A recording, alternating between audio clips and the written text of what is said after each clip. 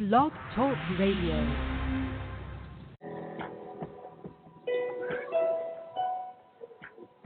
Welcome to our program on Kardec Radio. And now, here's our host, Dr. Vanessa Anceloni. Welcome, dear listener, to Kardec Radio. We're here live from the Chantilly, Virginia studios at Kardec Radio. And we are always very happy to have the opportunity of talking to you about many important things in our lives. And today we're dedicating this program to how we should administer, coordinate a Spiritist center. Many listeners who are Spiritists have been asking us this question. And it's not a given because we don't have actually a manual telling us, like, you do this, like recipe book. So what should we do? Is there actually, can we find the instructions in the Spiritist literature regarding it? Yes, we can. But let me share with you that we are here not to tell our opinions, but to share with you what the Spirit has revealed through wonderful mediums like Chico Xavier, the mediums at Kardec's time, and Divaldo Franco, and many others. So we have here today with us to help us out Adriana Barber from the Mount Vernon Spiritist Center in New York, and our dear Carol Correa, who is from the Spiritist Center of Virginia, and also one of the hosts, together with her husband Mark Smith, host of the beautiful program Kardec Radio for Kids, and you can listen to it every Monday at 3 p.m. Okay? By the way, we are revamping the Spiritist Radio here, the Kardec Radio, and starting January, you're going to be able to listen to us 24/7. Can you believe it? Yes, that's the leap of faith that we are taking at this moment. Thanking wonderful friends for it, and we are taking that route. Starting in 2017, Kardec Radio is going to be with you 24/7. So just wait and see, and you're going to rejoice by knowing that at any time you can play the song of the heart right here with us at Kardec Radio. So Kardec himself, my friends, he was the first one that put together a Spiritist Center. Where was it? In 1868. He published the Spirit's book in April 18th, 1857, and then in 1858, he opened the first Spiritist Center in the world. What was the proposal? What is the intention behind it? Is it another church or not? These questions and others we will be answering and addressing right here. But to set the tone of the program, we're going to play for you a beautiful prayer of service by the Spirit Emmanuel through Chico Xavier, which you can find in the book in CD, Enlightening Messages, at the Spiritist Center of Baltimore's website, ssbaltimore.org. Prayer of service. That's the tone of our conversation today.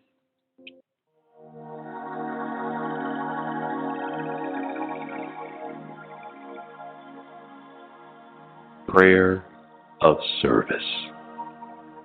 Lord, teach us to walk the enlightening path of service. Give us the strength to destroy the heavy fortress of our wrongdoings, the courage to pave the way to freedom from ourselves, and the means to unlock our hearts in favor of our neighbors, surrendering to them at last the treasures of love with which you entrusted us.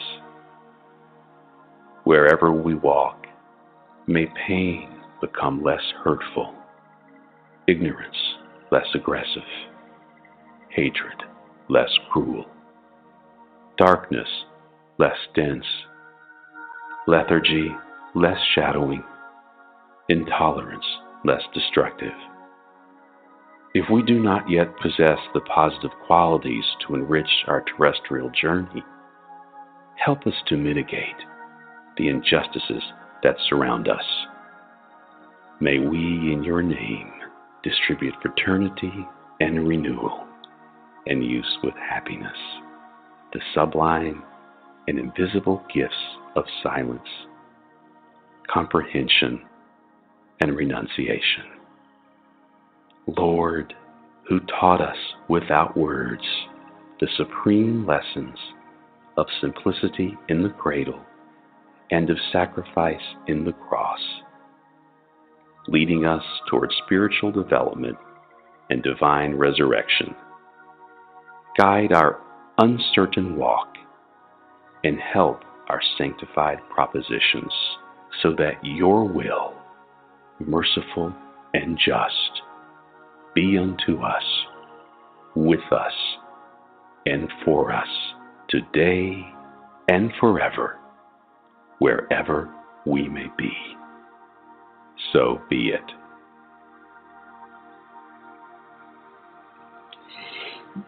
And so be it. So the connection with God is the key. I'm going to open the room to Adriana Bible so we can say, hi, hello, dear friend Adriana from the Mount Vernon Spiritist Center in New York. How are you? Hello? Hello. I lost you a while, sorry. Okay. How are you? I'm okay. I'm sorry I couldn't hear you well. I'm not hearing you well. But we're doing well here in Mount Vernon. Thank you very much. And I'm very glad to hear the people on Kardec Radio and really give a little bit of my experience, which is very humble. And by the way, we're preparing a homeless event for tomorrow here in our Mount Vernon Spiritist Center. We're setting the tone for Christmas. Say that again? What is the event? It's for the horse now. Is the event for the horse? I can't hear you, Vanessa. You can't hear us. I now hear Okay. you. Now I hear you well. You do? Yes, now I hear well. Okay, great. So, Adriano, what is the event about? Oh, this event is we are attending the homeless people in our community. We invite them in to our Spiritist Center. We have a ballroom here in which the community of Portuguese people, we give a donation for them and then they let us use. We invite them and give them food and clothing and conversation and prayer. It's like 3 hours event in which everybody outside is welcome to come. So we give them some messages, Spiritist messages. We pray for them. We give little talks, like 10 minutes, 5-minute talks. It's all like, mix of everything for them. Oh, wow, Adriana. But you've just done that recently, right, for Thanksgiving? Is that correct? Yeah, actually, we did it. We do 2 events like this annually. One is about Thanksgiving, just close to Thanksgiving. Another one is for Christmas. In the Christmas time, we give more like clothing for them, like, jackets, weather, coats, things like, jackets, socks, gloves, so they can bear the winter in bad shape. That's beautiful. So we are here also with our dear friend Gina Correa, of the Spiritist Society of Virginia and host of Kardec Radio for Kids. Thank you, Carrie, for being with us. Hello, everyone. It's a great joy to be here amongst family and friends. All right. So, as Adriana said, we are not here to say that this is the ultimate truth about how to administer a Spiritist Center, but since we are here to serve, and many listeners contact us from around the world asking, how do I do it? How do I put it together? How do I do this? How do I do that? We finally were able to put this program together and answer to these questions. And how we're going to do it? We're going to the source. The source in this case is Kardec. In the Medium's book, if people wanna, I would say, if you wanna start a Spiritist center, first thing you need to study. That's what we do. Study a lot. Because that's the reason why the Spirit's book was published first and then the center. What is the goal of a Spiritist society? If you go to the Medium's book by Allan Kardec, you're going to see that the Medium's book, okay, I'm just opening here. I have the Medium's book in the e-format. And if you go to the very chapter that talks about the bylaws of the Spiritist Society, okay, which is chapter 30, it talks about regulations, purpose and composition of the society, administration, sessions, miscellaneous. Some people tell me, but Vanessa, this was published in 1861, the Medium's book. But that's outdated. It's not outdated. The good spirits were guiding the mediums at Kardec's time and inspiring Kardec. They said, publish this chapter because this chapter is going to be a reference for centuries to come. So if you want to put together Spiritist Society, the least we can do besides studying Spiritism in its core from Kardec to other books dictated through the medium Chico Xavier and then Divaldo Franco, and also through Leon Denis, the writings of Leon Denis, etc., we need to read this chapter. Chapter 30, and he says, Article 1, the Society's purpose is to study all the phenomena related to spirit manifestations and their application to the moral, physical, historical, and psychological sciences. Issues involving politics, religious controversy, or socioeconomics are forbidden. Okay? It shall take the name Parisian Society for Spiritist Studies. Okay? Parisian Society for Spiritist Studies. Think about this, friends. So the goal is to study. The society shall be composed of registered members, free associates, and correspondence members. Now, in spite of the how we're going to do it, the first step is to know the purpose. Some people, before actually making it official, they form groups, in their own homes, and people ask us at Kardec Radio, is it valid to form a group in our own home? Of course it is. That's how it all began like this. And it began for Kardec, for many spiritists like Chico Xavier, Divaldo Franco, and many others, the Spiritist Society of Baltimore, and many other Spiritist societies. We begin by doing what we have to do, studying and praying and helping people. And then little by little it grows. That's how it goes.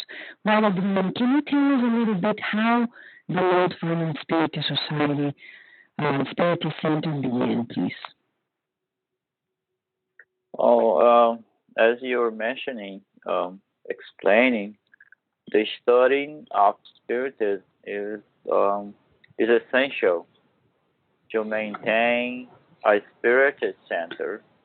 And to start a Spiritist center, we have to have at least a deep base of Spiritism, and then never stop studying Spiritism in all its ways, aspects, all its books, because for those who are sometime in Spiritist center, they know that throughout time, all kinds of complications, people, and challenges will come, and that will be solved in a good way only if we have deeply understood Spiritism.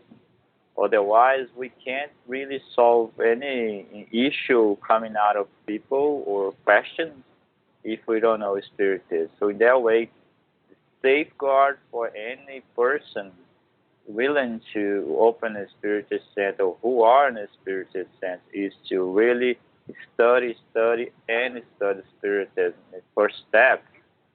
I have faced a lot of challenges throughout this about 10 years of our centers, and I tell you, if it weren't my studies, my understanding, which is not that too much, but it's a lot in some way, I couldn't make it.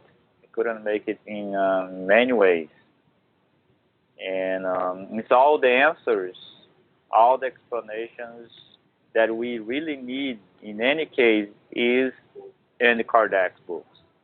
I remember once I had an issue. It's not very difficult one, but I was just started in Spiritist Center, like 2 years experience. And then came Raul Teixeira came from Brazil. He was speaking our center. And then I questioned him what I should do in that case. And he told me, I don't have to tell you. You just take the books of Kardec, and there is the answer. He told me right away, in that settled tone. We know him. He's very, sometimes serious. And I got him, serious too, because I understood him.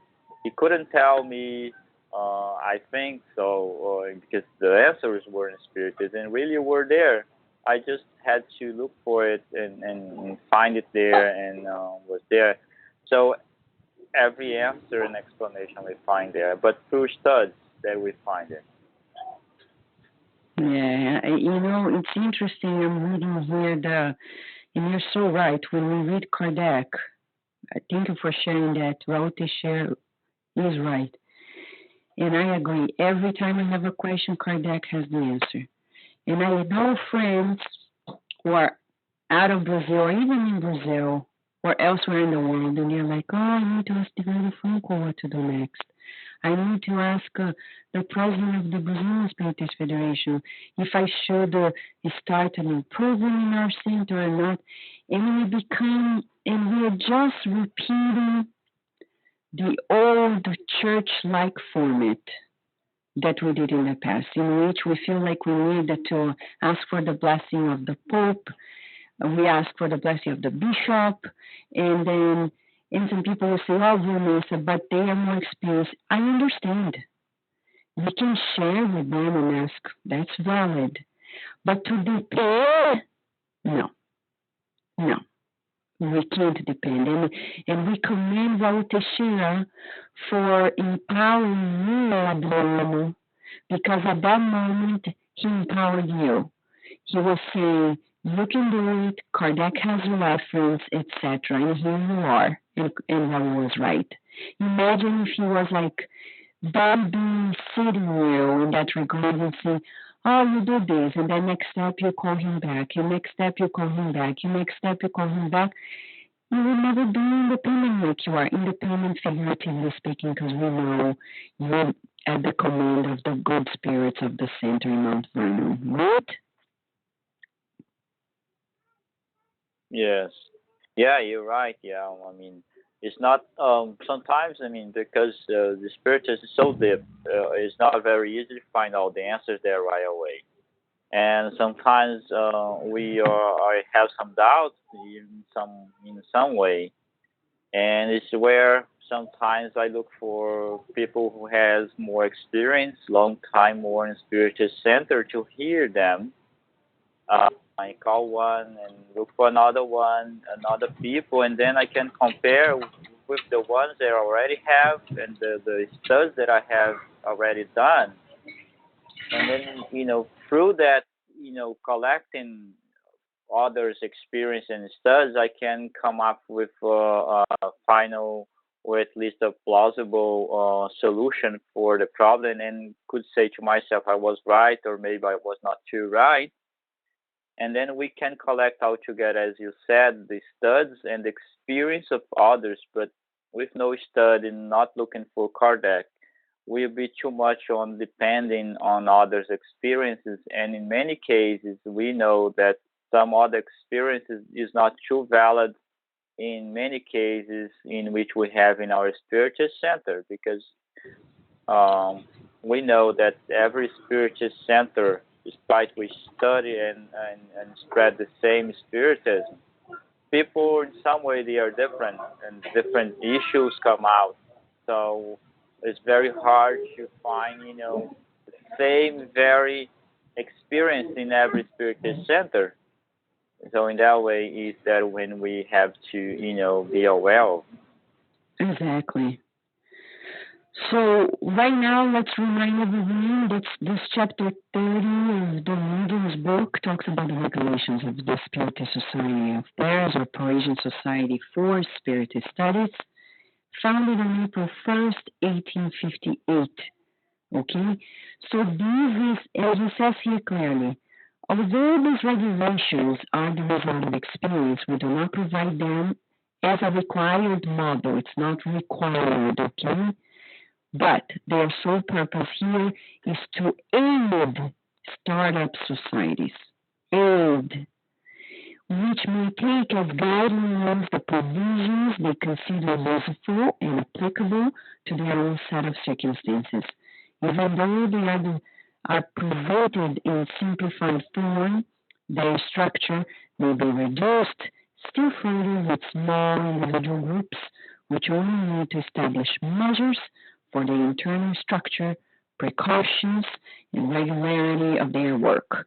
We also offer them as information to persons who want to establish relations with the Parisian Society, either by correspondence or as integrated members. Now, friends, why am I reading this? Because Kardec is a wonderful educator. He provided here a document that can be a reference. That's what he means. It's a reference. But let's remember, some people may ask, but I don't need the laws and rules and regulations. Well, when you go to the Spirit's book, part 3, chapter 1, which is about the natural divine laws, it says that humans need very clear and specific rules to function well. So this thing about common sense, let people do whatever they like, and it doesn't work like that. And when you read Andrea Lewis' books, especially if you go to book Action and Reaction, chapter 2, it begins with a great lesson Andrea Lewis shares with us. The basis order is the basis of charity. But for me, no. It's the way it is. In the universe, this is the way it is. Right, Carol? How do you feel about it? I feel like this is common sense to understand that order is the basis of everything. If we analyze all of not Allan Kardec alone, but also Andrea Lewis' books, we see that there's always a hierarchy. Authority there is based on moral authority and not necessarily on democracy. We have to follow those who are more experienced and who already know the order of things. And not even Andrea Lewis could break that order, and neither can we. Jesus himself, when he formed a group of apostles that he worked with, he also followed an order. He waited 30 years to first speak in public. And in everything that he did, he spoke to the Father for support because he knew and he knows the Father is the ultimate authority. So if Jesus follows a divine order, why couldn't we? Exactly. Good point, Carol. It's interesting because as you're saying it, it makes me go back to a point when you talked about democracy.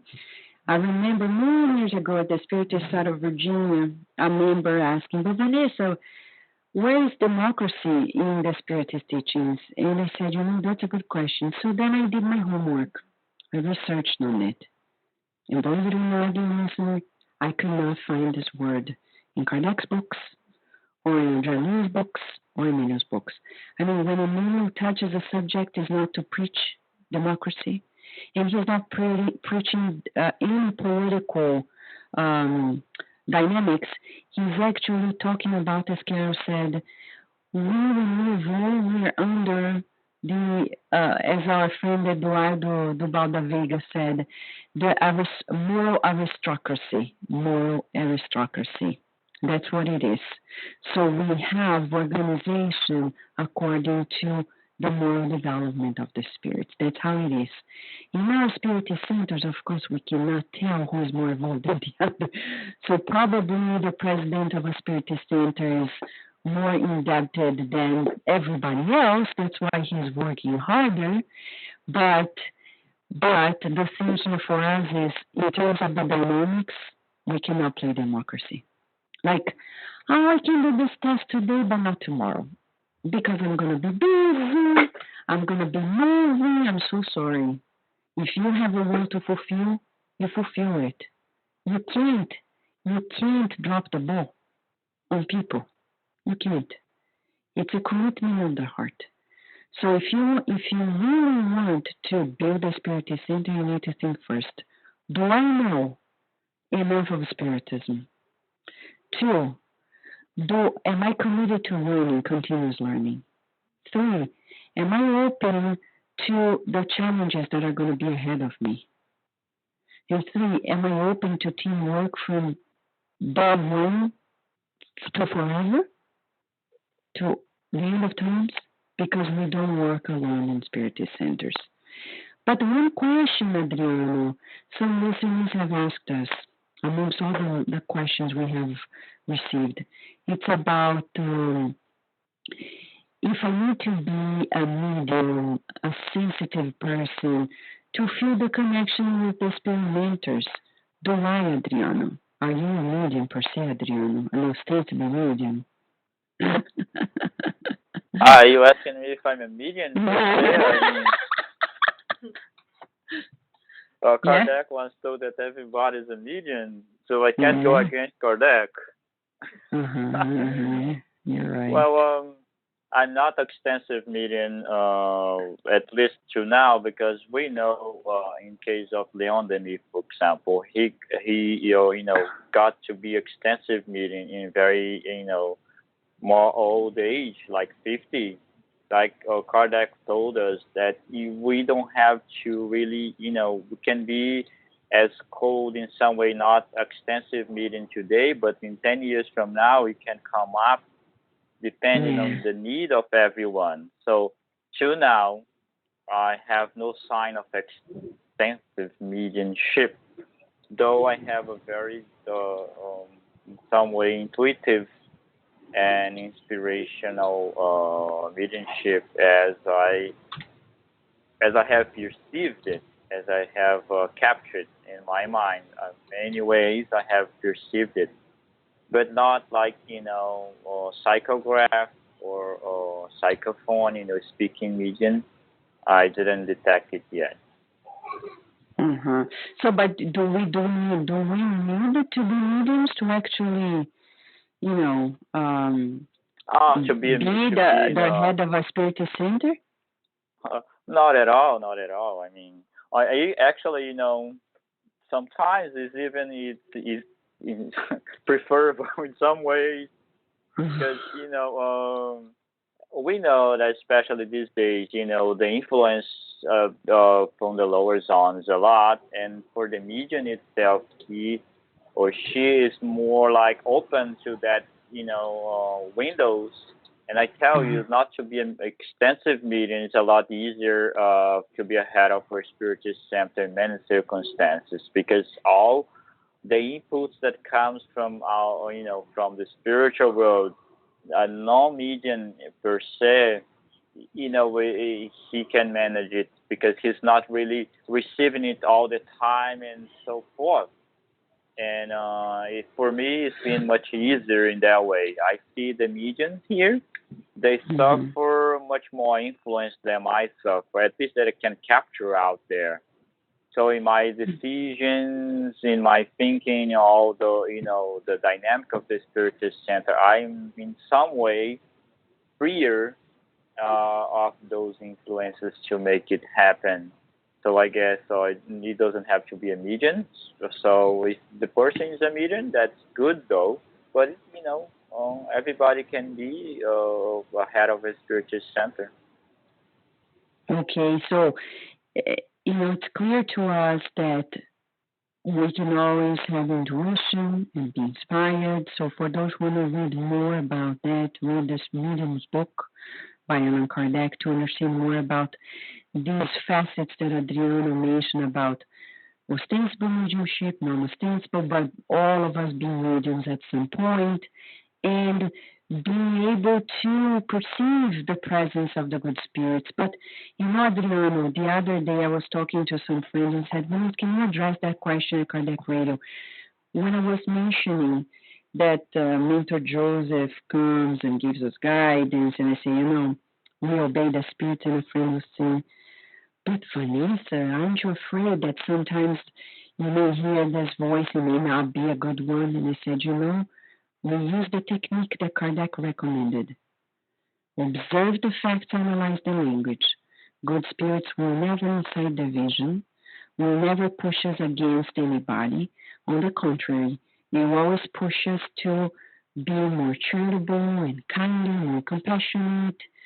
So in that regard, we're telling everyone that you need to be, you see Chico, but it's Chico. No, it's not Chico, because as Carol said, Jesus is the same.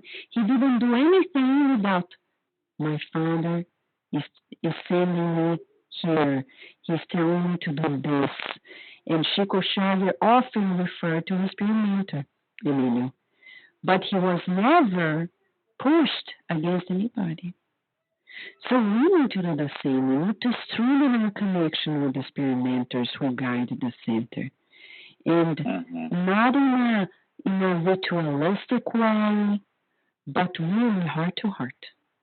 When you read in Raoul's books, especially, for example, in the domains of mediumship, we're going to see how the directors of a Spiritist center have this straight connection, whether they are conscious of it or not, and how they are being influenced by the loving spirits who are guiding us.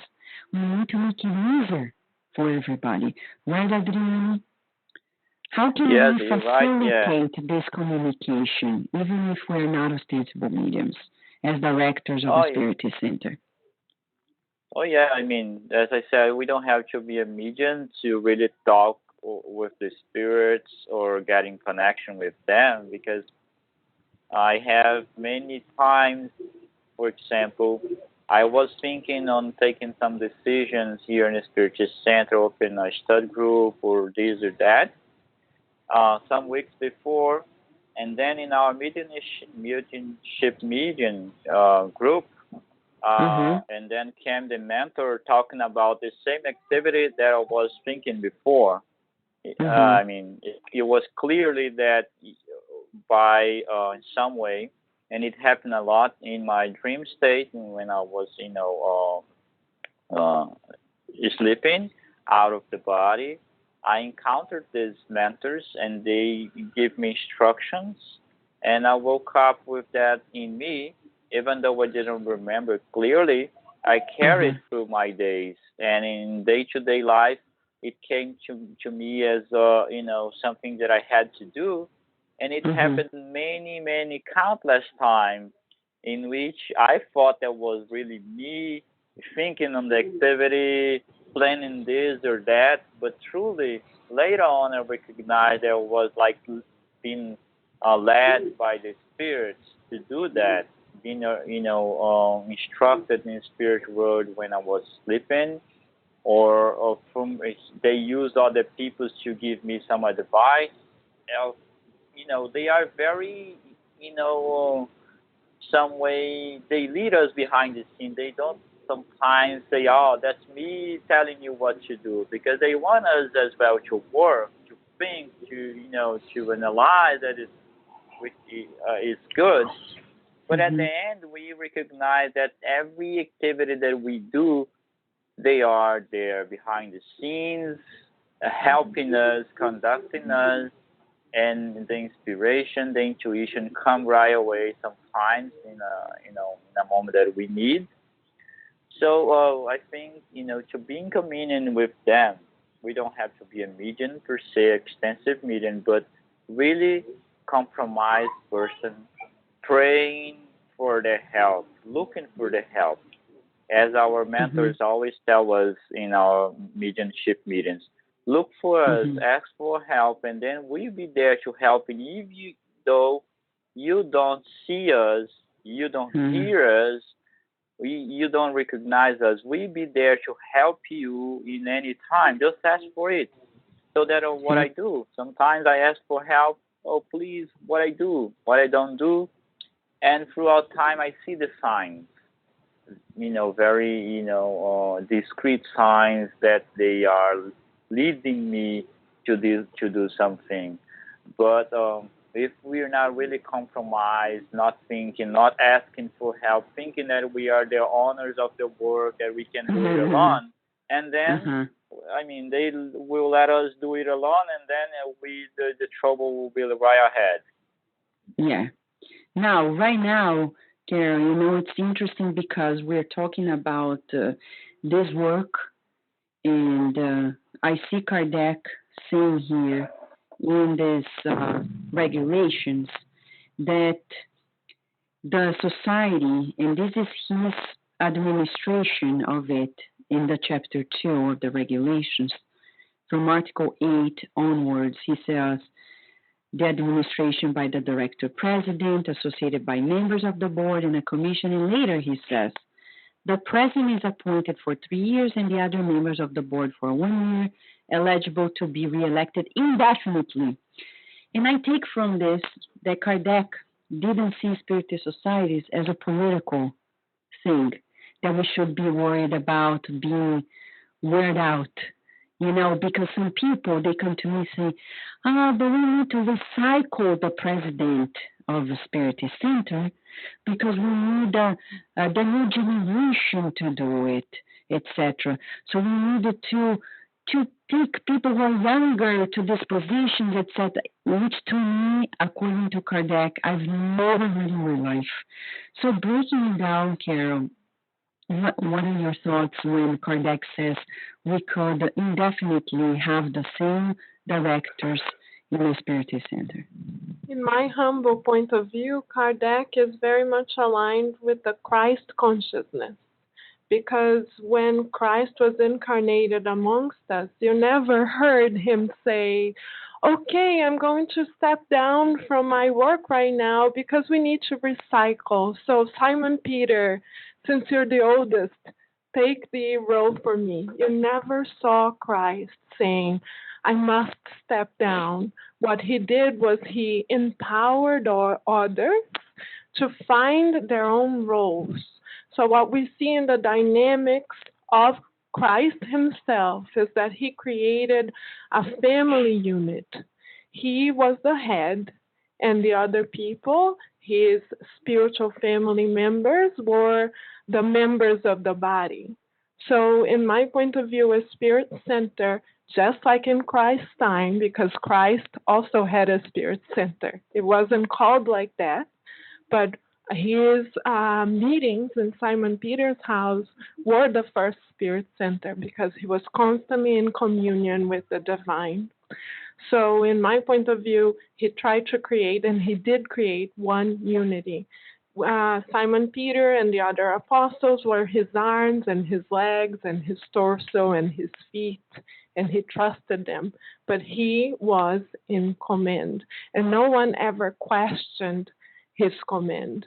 When we look back at Good News, for example, that we are studying together, all the apostles recognize that Jesus' words and most of all examples are wise. Why? Because he incites unity rather than division. Unity with the Father above, and then unity with his own heart and the hearts of others. How can we love God and others if we don't trust each other as a family? And that's the proposition of Christ himself. So when, going back to Kardec, when Kardec brought that commitment back to us, to me, in my humble point of view, he was and is completely aligned with the Christ consciousness. Exactly. Thank you so much, Kara, for this beautiful breakdown. And Kara is reminding us the Christ consciousness, the guiding model for us, And Spiritism is the promise consoler. It comes back to bring us this direction. So, unfortunately, Adriano, there are some groups around the world. They have received some instructions that also were brought up by some people, and that's why we're addressing also in this program, about this decentralization of power, which I've never heard in any of the books by Kardec, Emmanuel, or Andrew Lewis.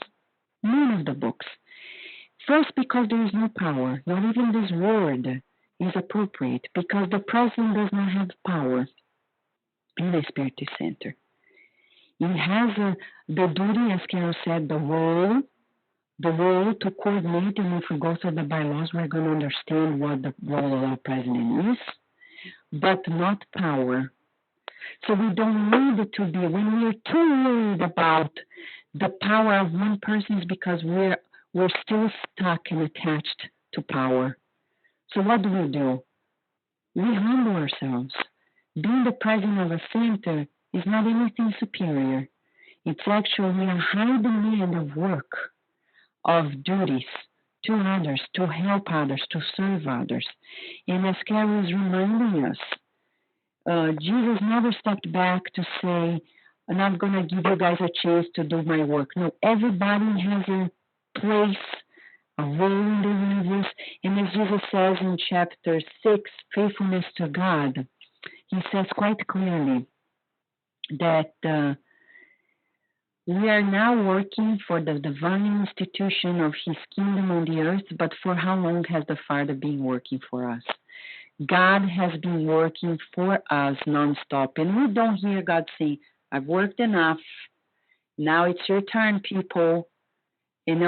So I don't have the sole power. I'm going to share the power with you. It doesn't exist, such a thing. And it's so conflicting, so confusing. I've come across Spiritist centers who have come to us talking about their current difficulties because some people are speaking things that are contradicting the teachings of the Christ consciousness, as Carol mentioned to us, the teachings of Spiritism. In Kardec's Medium's book, he says the opposite, that the president of the Spiritist Center is the ultimate authority, but not power, authority. In terms of, if there's a problem, you're going to be the one organizing the solutions. If organizing the team to solve the problems, but not doing it yourself, as Adriano said. We're going to coordinate what we need to accomplish together. But in the body, there's only one head. And if we try to reinvent the wheel and create 4 or 5 heads, it's because we don't know human nature. It's never, ever, ever going to work because nobody thinks alike. There's always going to be room for conflict. And as Kardec says in the Medium's book, item 341, the first step to have the presence and the harmony of the good spirits with us is to have perfect commonality of feelings and thoughts in a group. And we can't achieve that yet if there is no one head and many members. And Kardec is clear here. In this chapter 30, he says that the president may even and always oppose the examination of certain subjects and their placement on the agenda, except when she or he appeals to the board, which shall decide. So, all in all, he's going to tell how the president is really the ultimate authority there, telling us that you have to humble yourself and say, no, that's my duty. Adriano, when we talk about humbling ourselves to fulfill the task of a coordinator of a center, can you share your thoughts in that regard, please? Yes, I agree with you totally. We got to remember that we have only one God, not 2 gods. Remember as well that Jesus is the governor of the earth, meaning there is many others lower in some way that obeys his loving orders. And if you read the Alden Louis books Uh-huh. and other books that talks about the colonies in the spirit realm, they have governors. They have the head of each department. The Memoirs of Suicide, for example, Uh, they list couple of people that are the head of each department, hospitals, and so forth. So we have this idea as well over there in which the order is much more in some way complex and broader. So it should be done the same here on Earth as um, you were talking to us. But I uh-huh. gotta remember, as um, the spirits always maintain, for sure in mind out there in the spiritual world, that the higher in everything is the one who serves most in the language of Christ. If that one serving and serving and serving always, that's the one that is higher in everything. It could be, of course,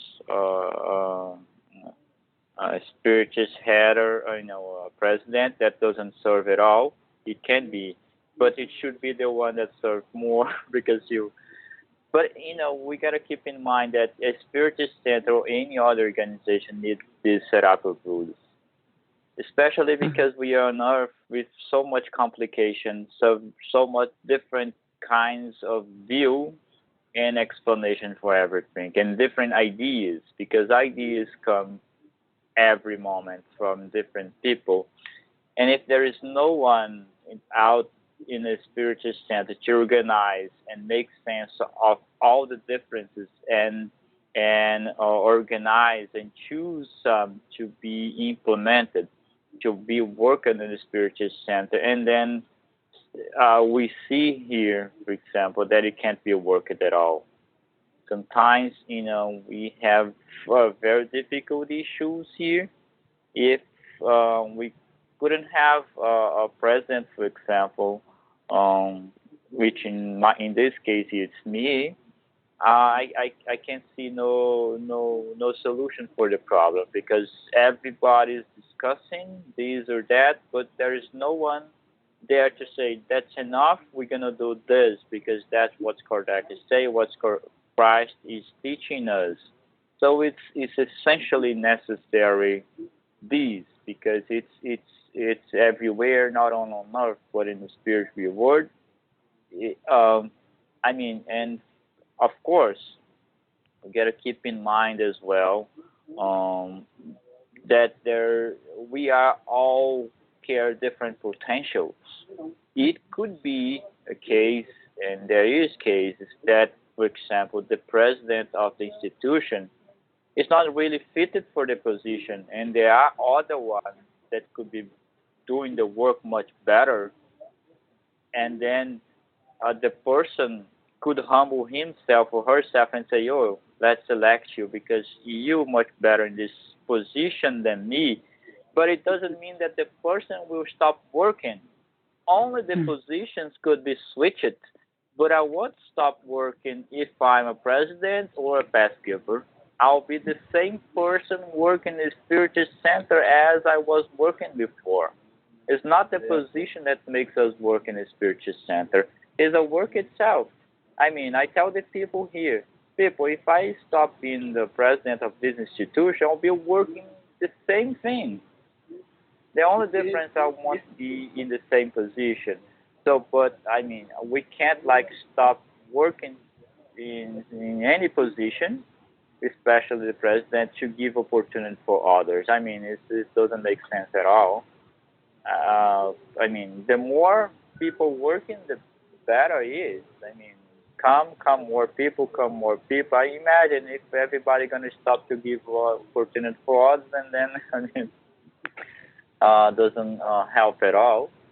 And definitely, I mean, the decentralization and I can't see in my point of view, Uh-huh. as far as I understand and taking the experiences as the books as I mentioned, the memoirs of suicide, for example, I don't see any benefit in it.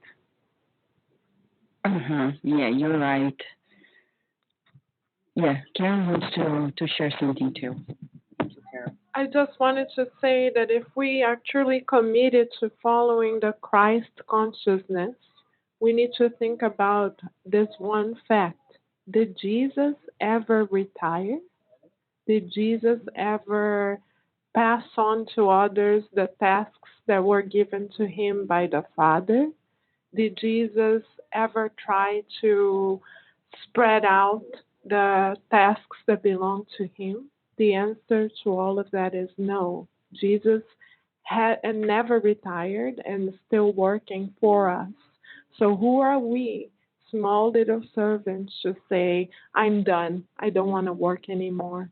Imagine all of us. This is an invitation for myself and for all of us. What would we do if Jesus said to all of us today, I'm done. I don't want to do this anymore. I'd like to retire and take some rest. Imagine the governor of the planet telling us exactly that. What would we do? Is that feasible? That's a question for all of us to meditate upon. Yeah. Thank you, Carol. And in that regard, we needed to do this inner search. Why we are looking for we're looking for excuses to be inactive, to be idle. We know being a coordinator of a center is challenging, but it's beautiful too. Otherwise, why we're here. So we're going to give a very short break with a message that also helps us in that regard. Says a little more, because we always need to work a little more. When we're trying to give up, a little more. Let's listen to this message and we'll be right back.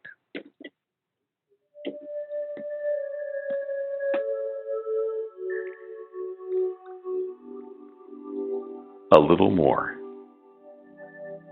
You are under the impression that you have exhausted the stock of all your resources in a particular work of love.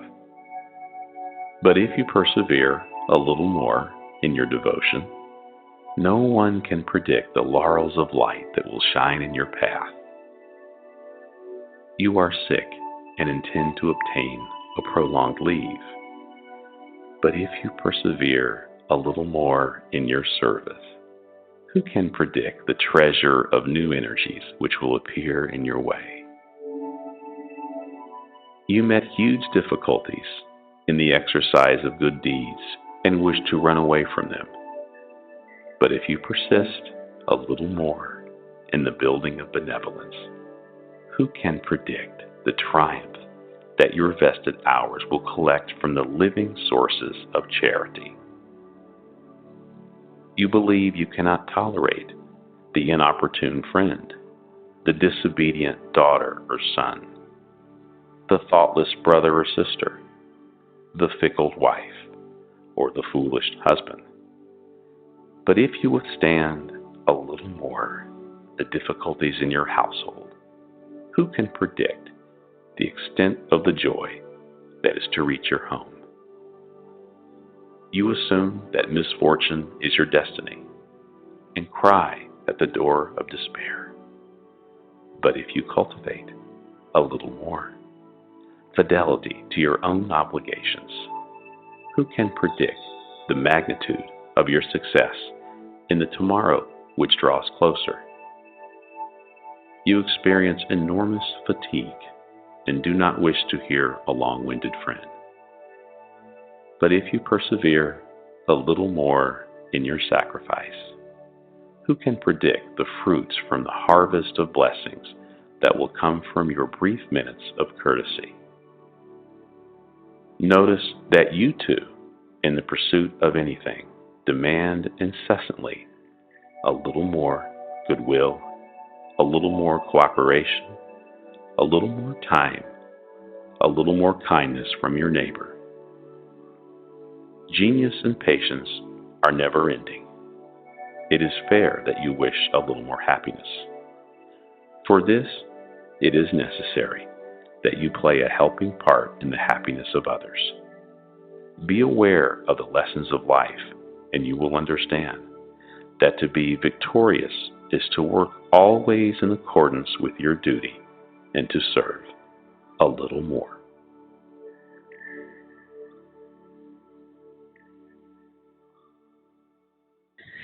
Yes, dear listener, a little more. So whenever we're thinking of stopping, there's a little more we can do, right at the moment.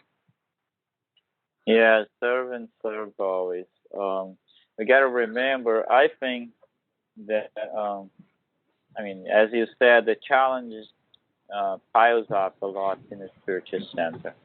And I tell myself, I tell you that many times I wanted to give up.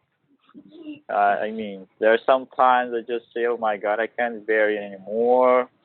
It's too tough for me. I'm not fitted to this.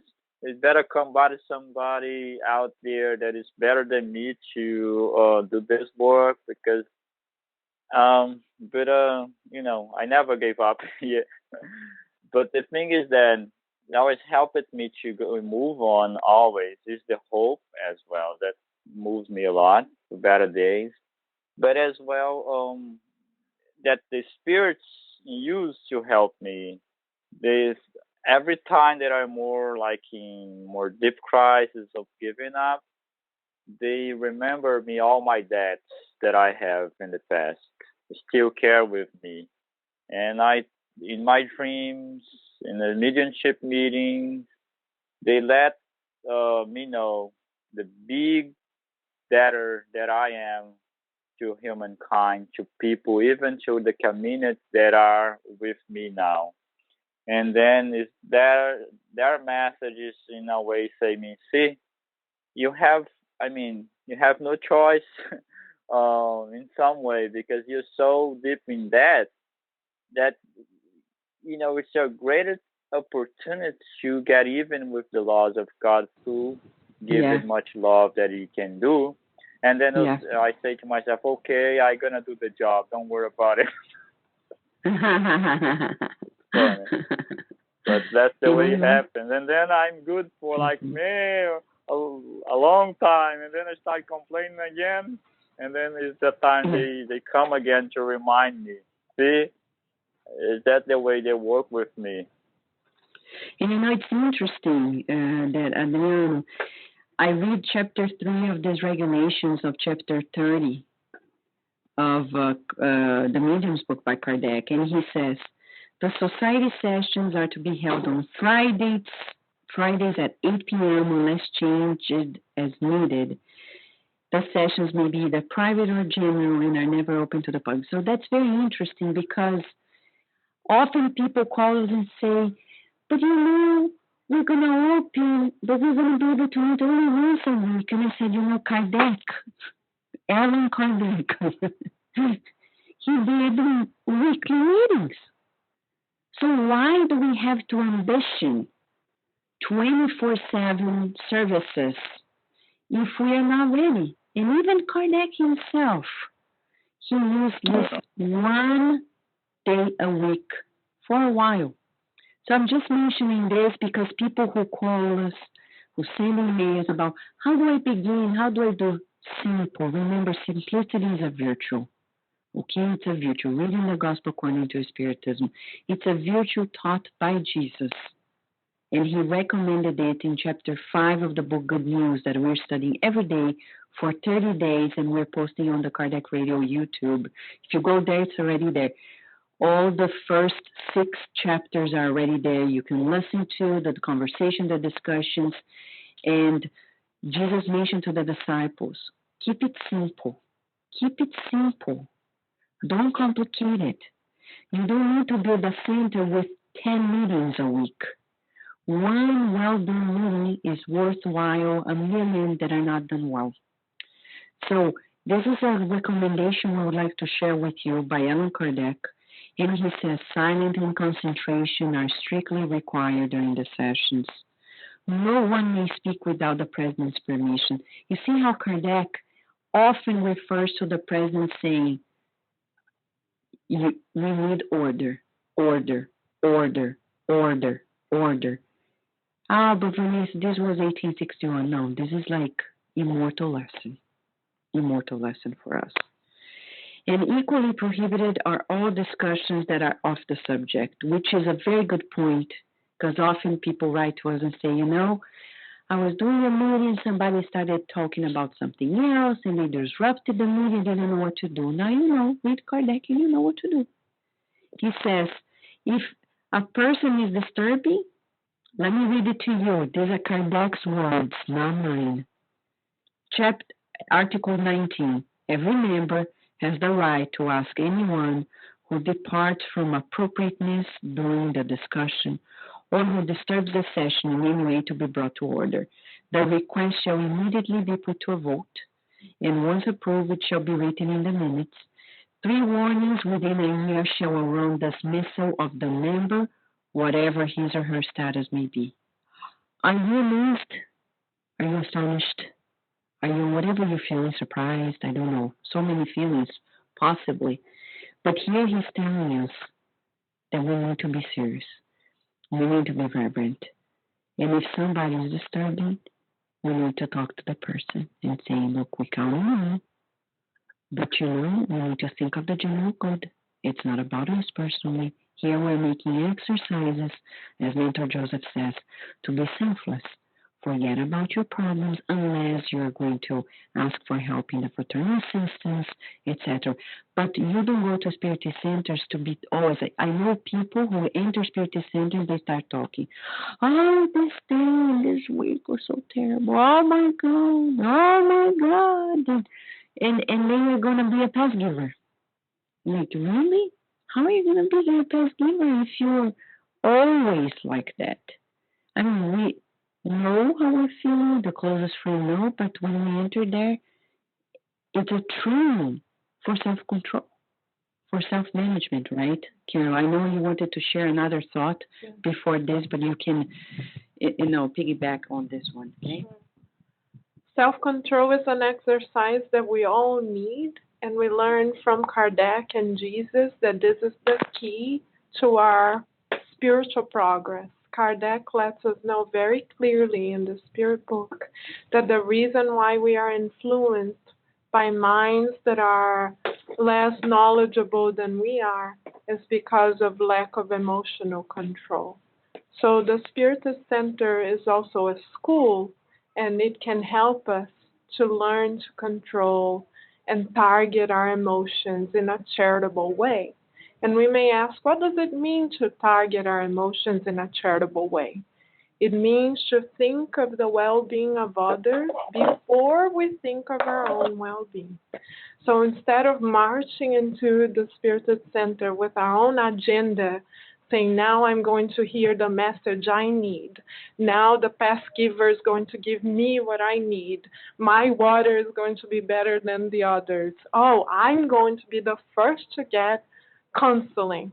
We don't do that. We leave the self, the ego, outside of the door, and we go in already with a spirit of service. But then we may say, oh, but my life is so hard. I already go through so much. According to the message we just heard, when we feel like giving up, serve a little more, and God will provide 100-fold what we were able to share. Yes, exactly. And, I want to, as Karen's saying this, it pertains that we read in Chapter 4, Miscellaneous Dispositions of the Spiritist Society, the Parisian Spiritist Society, that he says in Article 23, all members of the society owe it their cooperation. So people are like, I want to participate. And Mentor Joseph was just sharing with me, people who have a hard time reporting their duties to the president of the center, they will be bad at really communicating with their mentors. Because if they are not able to establish that type of obedient feeling, resignation feeling to the task with those whom they can see, imagine to those who they cannot see. Right? So it's going to be hard if we respect the order. You needed to be respectful. And he says here, therefore, the members have the duty to gather within their respective circle of observation to old or recent cases that can be linked to Spiritism and communicate them. At the same time, and whenever possible, they shall inquire about the notoriety of such cases. They also have the duty to list all publications. He's talking about mediumistic publications here. But here we have Kardec telling us that the members of a society shall be dutiful to the society. It's not about just getting for yourself. I go there and suck what I need from the center. But if I become a member, now what can I do to help? And I respect the order of events. And if you don't, my recommendation to people, I remember somebody contacting us at Kardec Radio and saying, in another country, saying, I don't agree with the directors of my center because they're doing this, that, and the other. What do I do? Leave the center. Oh, but they're wrong here. But you're not going to change them. They came first, and you came last. If you want to do any different, go and form a center yourself. Because you don't have the right to come to a place where people organize and change it the way you want it. If you don't agree, leave and form a center. Leave and form a center. Then you feel what it is, and people are going to come and they're not going to agree with you. And what would you like them to do? To be respectful, to be reverent, to the order, to the disposition of events, and to cooperate in the way, as Kardec says in this chapter, the society shall organize itself as best as it can and do what it needs. Each one is going to be different, he says. There's another chapter here, which is before this one, about, let me read just this part to you, dear listener. It's about, we're talking about chapter 29, Meetings and Societies. And he says, the whole direction, chapter 29, Meetings and Societies, okay? And he says here the tone of these meetings, which is very important. And he says here, one second, because I'm just opening up for you, dear listener, in this book, okay? A meeting is a collective being whose qualities and properties are the sum of all its members, forming a sort of cluster, and this cluster will be stronger the more homogeneous it is. So don't be concerned about number of people.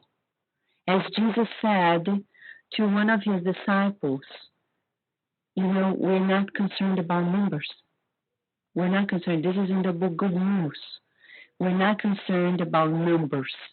When he talks to Zebedee, the father of John and James, he tells this quite clearly. He said, the numbers don't really matter to us, right? He says quite clearly that what matters is that we help whomever is in need, okay? Whomever is in need. Let me get to this for you because I want to quote from, okay, hold on a second, friends. Numbers. Okay, he says, our cause, Zebedee, is not a matter of numbers, but of the truth and of the good. One day, I'm sure this will be the cause of the whole world, but until then, we need to crush the serpent of evil that is under our feet, inside of us. All right? And he says, who will be the greatest before God? A crowd who gathers to enthrone tyranny, thus trampling the masses, or a well-intentioned individual who saves a boat full of fishermen with a simple message. So we need to be simple and humble. Work with the few, homogeneous, and a meeting is going to be much more effective. The good spirits are going to be relying upon you. And he says here quite clearly in items 334 onwards that each society can gather together in the way that they find best, okay? So read about this, chapters 29 and 30 of the Medium's book, and you see that Kardec gives clear guidance. If people ask, where do I begin? Which book? From the beginning, the Spirit's book. How do you do it? Read it. But if you don't want to, You want something that encompasses the basic books of Kardec, basic books by Emmanuel and André Lewis. Do the roadmap. Go to the Spiritist Society of Baltimore's website, the Spiritist Society of Virginia's website, and you're going to find a tab named Roadmap for the Spiritist program for the study and practice of Spiritism. And there you find beautiful workbooks that lesson plans that are very clear. You don't need any super knowledgeable person to go through it. You just read and follow through with your group, and you see you're going to love it, because those instructions, those study sessions, not only form us by the knowledge of Spiritism, but the practice of Spiritism, learning how to say a prayer in public, learning how to give the spiritually blessed water, learning how to speak in public as well, learning how to even draw about Spiritism, writing poetry, and etc. Can you believe it? Right, Adriana? Right, Adriana? Yes, so begin from the beginning? Yes, I got you. Yes, you're right. I mean, we have to have harmonious Spiritist center and organization, and we sometimes people are not really willing to conform with that. We sometimes we have to have more firm conversations, dialogue, and I think one experience that I had lately is the very same event that we're doing on tomorrow for the homeless. Because the first ones that we did, because usually it's not only us in the Spiritist Center. It comes some volunteers from other places that joins us to make the event. Few but comes. The first ones that we did, I mean, they just come in the same day, and we shared more or less the activity that we had to do. And what happened is people didn't know exactly what they should do, and they, in a way, they weren't helping at all. The last one that we did this year, I decided to make a meeting with every volunteer, and I made it a kind of mandatory for every volunteer that would help us on the day of the event had to come for the meeting to receive the instruction. Otherwise, they couldn't come for the participation in the same day. I tell you, it was hard because many people came against it. They said, oh, but they want to help. They want to come. They want to donate their time. And I said, I'm sorry, but if they really want to come to help, they got to come for this meeting. Otherwise, I'm sorry. We can't have them on the day. And I remember I had a lot of issues with so many people, even our Spiritist Center. Oh, you're too harsh. People are so willing to help. You don't want them to help. I want them to help, but they need to come for the meeting because I want to organize it. So what happened is the majority, 95% of the people came for the meeting. And we did the instruction. I told the people the regulations, the rules that we follow. For example, we don't take pictures on the day at all. People are extremely prohibited to take pictures. There are only one director which takes the pictures for recording the event only, but we don't expose any homeless picture on the internet. We don't talk on phones too much. There's a lot of regulations to focus on the work itself. So we did that, and it worked so nice, was so organized in many ways, that this time now people were, oh, when will be the meeting? Because you worked so nice. Even those that were against the meeting recognized, they just saw right away when the event finished that the meeting that we did for instruction, explain the rules, made our event a lot, no comparison better than the last, the previous one that we had done. So, if in an event like this that we do annually, it works fine with instruction, with rules, people following them, I mean, in a day-to-day basis of the Spiritist sense, it couldn't be any different. But as every one of us knows, it's not easy to help people comprehend it deeply. And once in a while, we have to some arguments to explain, bring those chapters for the person, and to really they have to cope with the rules that is for their own benefit, for the benefit of the institution. But as we I understand the Spiritist sense. It's all the people that we are that is the Spiritist sense. So it's a live institution. So in that way, it's full of feelings, full of emotions, full of intentions, and full of some difficulties. In that way, we have to manage all this. And the compromise that we have, it's a lot to make it work. It has to be a lot a lot of effort and faith and prayer and the help of the Spirit. And as you're saying, Kardec reminds us in item 336 of this very chapter, let us not forget that Spiritism has enemies who are interested in preventing its development and who despise its successes. The most dangerous are not those who attack it openly, but those who act behind the scenes, those who caress it with one hand while stabbing it with the other. These maleficent beings infiltrate everywhere they can do evil, and knowing that there is strength in unity, they try to destroy it by sowing discord. Who will thus say that those who cause trouble in discord in meetings are not adversarial agents interested in disorder? They are certainly neither true nor good Spiritists. They will never do any good, but can cause much evil. We know that it is much easier for them to infiltrate large societies than small groups, where everybody knows one another. Thanks to the secret maneuvers that go by unnoticed, they sow doubt, distrust, and disaffection. Under the hypocritical appearance of interest for the cause, they criticize everything and form intimate and exclusive groups that soon break up the harmony of the whole, and that is what they want. When dealing with such individuals, it is useless to appeal to their sentiments of charity and fraternity. It would fall on deaf ears, because their objective is precisely the destruction of such sentiments, which are the biggest obstacle to their maneuvers. This situation, which is harmful to our societies, is even more so to Spiritist societies, for it does not lead to an outright rupture.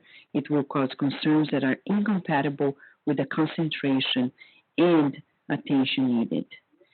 So he clearly tells us that large Spiritist societies are not a good deal. He says the larger the group, the harder it is to please everybody. All want projects carried out according to their own wishes and want preference to be given to subjects that most interest them.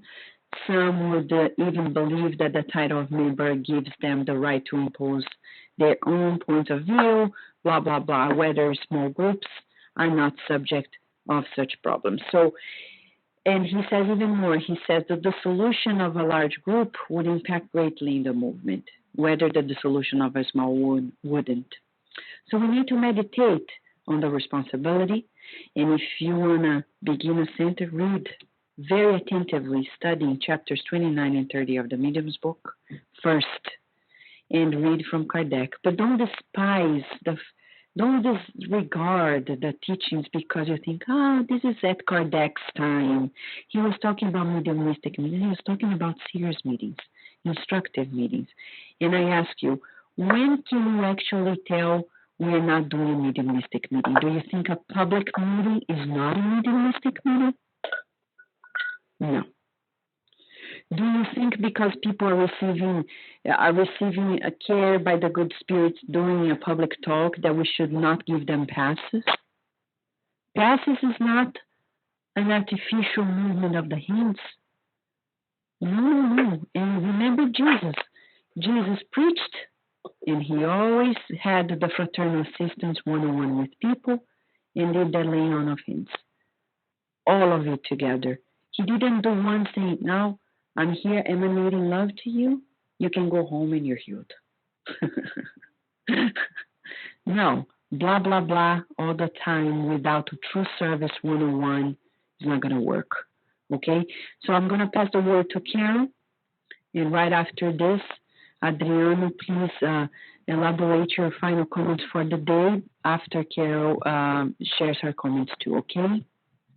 I would like to build upon what Vanessa just said, the call from Jesus, the fact that he is a complete and beautiful, healing, loving master, the fact that he always served. And yesterday when we were studying the good news, he recommended to his disciple that long talks don't mean much without service. So let us have the courage to actually surrender to the Christ consciousness. Let us have the courage to be humble and learn to give of ourselves because, dear friends, for thousands and thousands and thousands and thousands of years, we know that as a collective family, we have been resistant to the call of love. For how much longer would we like to resist? Are we ready to surrender to the love that Jesus himself is calling us to embody?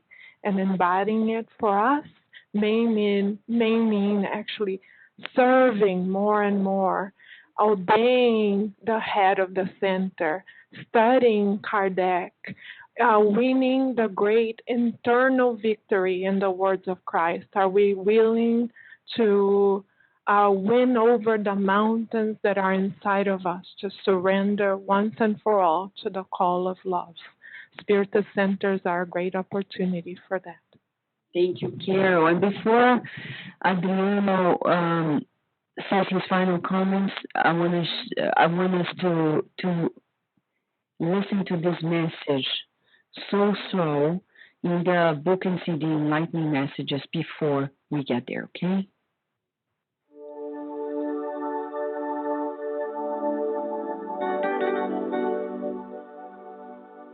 So. Each heart is like a parcel of spiritual land.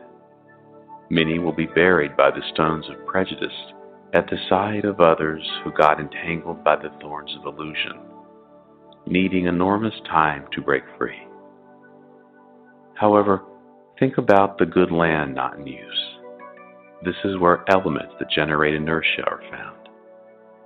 Abandoned lands, orphaned lands. Creatures who are anxious for the fertilizer of faith, souls who beg for a modest garden of hope and comfort. These troubled, forgotten lands will often look for you. Your vision will open up through the fatigue of the parents where pain manifests, tortures, and consumes, through the disillusionment of your sad fellows who carry in their hearts the ashes of their own dreams, through the problems of the child who is consumed by revolt, through the trials of your brothers and sisters who cry smiling so that you may not see the debris of their resentment. If you can already hear the sublime sower proclaiming, "So, you know that charity is the sun that sweeps the shadows. You bring within you the gift to sprinkle comfort. You can pronounce the blessed word. You can pour what is left from the purse, transforming the coin in a prayer of joy. You have the strong arm which lifts up the fallen. Your fingers are capable of mending the strings broken by suffering in others' hearts, attuning them to the sound of the fraternal music. You have the privilege of sharing clothes you no longer need with those less fortunate. Nothing hinders you from helping the sick. Nobody prevents you from building in the road the good for those who are here and for those who are to come. Do not deter yourself in the emptiness of the shadows. Plant truth and light, joy and goodness. If you perceive the voice of the sublime sower, you will hear him at each step of the way, confidently saying closer to your ears, "Work while you can. And so.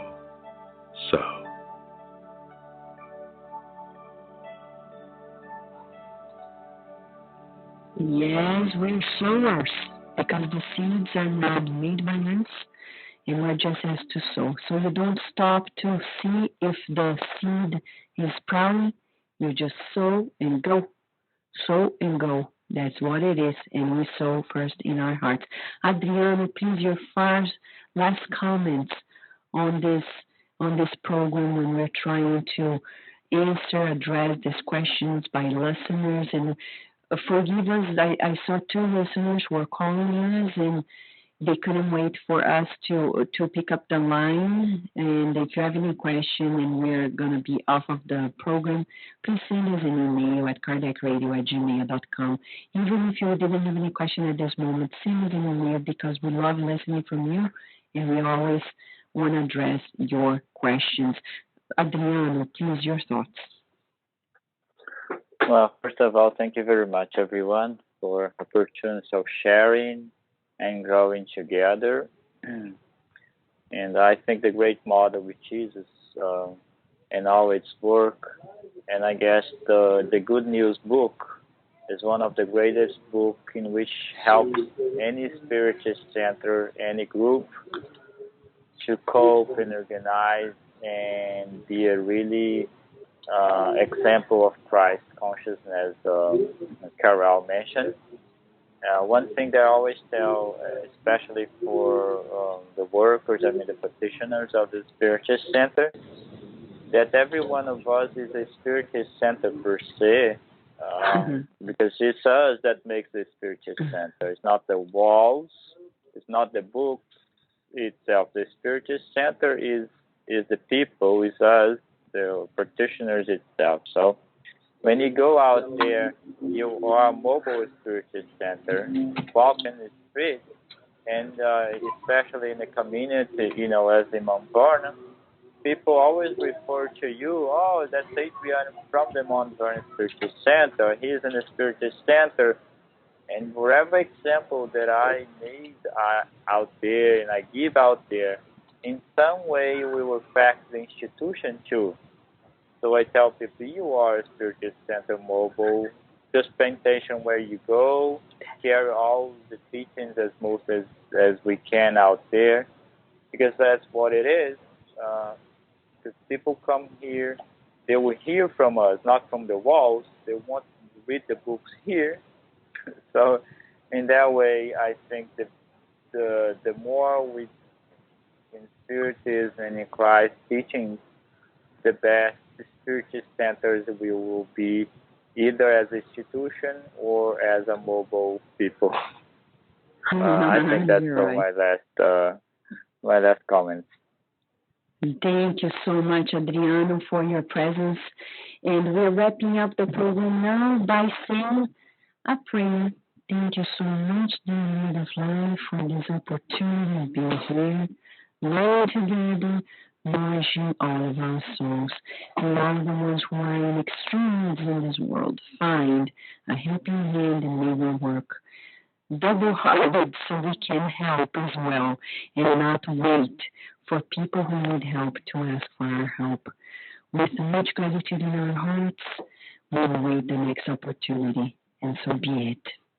Now, every day, 30 days of good news with the Master at midnight Eastern Standard Time. We're reading the book Boa Nova Good News by Humberto de Campos through Chico Xavier, through Vanessa Salomon's Facebook page, but soon after it's going to show up in Kardec Radio's YouTube. Meanwhile, we want to remind you that next week we'll be here talking about Chico Xavier when he talks about Spiritism in the USA and England, an unprecedented audio recording by Chico Xavier shared with us that is going to be right here. Great tips for the dissemination of Spiritism in other lands. So, dear listener, lots of love. Thank you, Kara, so much for being with us and for helping us. And, if you have any question, don't hesitate. Kardec Radio is here for you always. Much love. Thank you for listening to Kardec Radio. broadcasting live every Saturday morning at 11 a.m. Eastern Standard Time. Email us and share your comments at www.kardecradio.com. Until next time, we wish you many blessings.